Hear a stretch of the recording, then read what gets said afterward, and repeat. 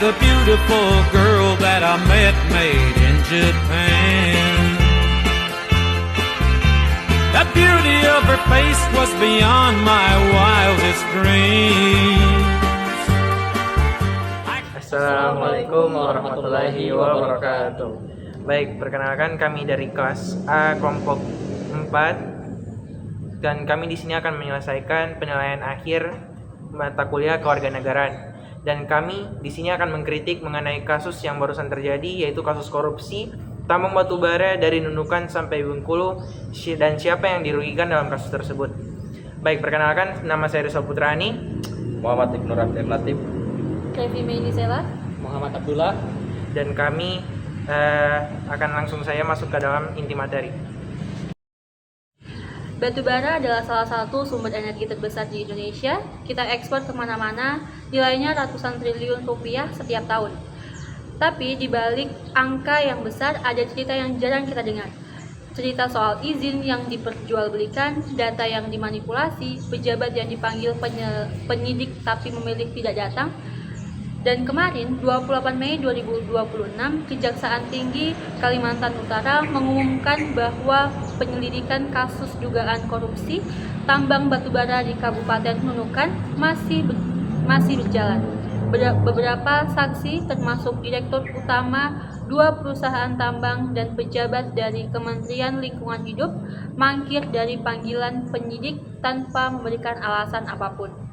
Ini bukan kasus yang pertama dan bukan yang terakhir. Di video ini kita akan bahas mengapa korupsi di sektor tambang batubara terus berulang dan siapa sebenarnya yang paling dirugikan.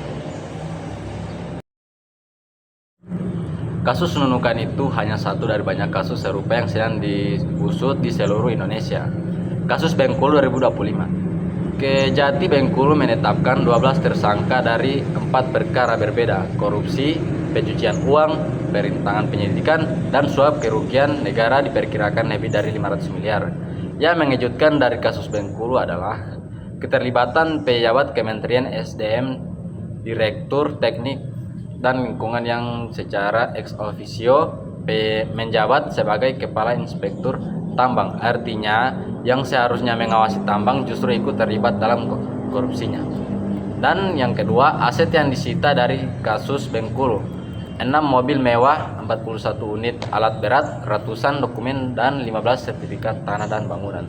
Di Kalimantan Timur pun Kejagung sedang menyelidiki dugaan penyalahgunaan tata kelola pertambangan sejak April 2024. Namun hingga akhir 2025 belum ada satupun tersangka yang ditetapkan. Dan yang ketiga, kasus Sumatera Selatan. Kejati Sumsel menetapkan 6 tersangka terkait korupsi izin pertambangan PT Andalas Bara Sejahtera yang menyebabkan kerusakan lingkungan dan kerugian negara. Polanya sama di mana-mana. Izin bermasalah, data manipulatif, pejabat terlibat, dan negara rugi. Ini bukan kebetulan. Oke. Jika dilihat dari perspektif sosiologi, khususnya teori konflik, sumber daya alam seperti batu bara adalah arena perebutan, yang dimana perebutan ini terjadi antara mereka yang memiliki kekuasaan yang besar. Dan dalam kasus tambang batu bara itu tersebut, ada 3 pola sistemik yang terus terjadi secara berulang-ulang. Yang pertama, adanya kolusi antara para perusahaan dan para pengawas tersebut. Di kasus Bengkulu contohnya, dalam kasus Bengkulu, manipulasi data kualitas batubara bisa terjadi karena melibatkan kepala cabang PT Skovindo dengan memanipulasi data kualitasnya bersamaan dengan kepala inspektur tambang dari Kementerian SDM. Lembaga yang seharusnya menjadi pengawas justru menjadi bagian dari masalahnya. Lalu yang kedua, lemahnya penegakan hukum. Di kasus Kalimantan Timur contohnya, penyelidikan sudah berjalan lebih dari setahun tapi belum ada tersangka sama sekali. Di kasus Nunukan yang saat ini kita sedang bahas, saksi kunci mangkir dari panggilan yang seharusnya dia hadiri dalam pengadilan. Ini menunjukkan bahwa hukum tersebut bisa dilawan.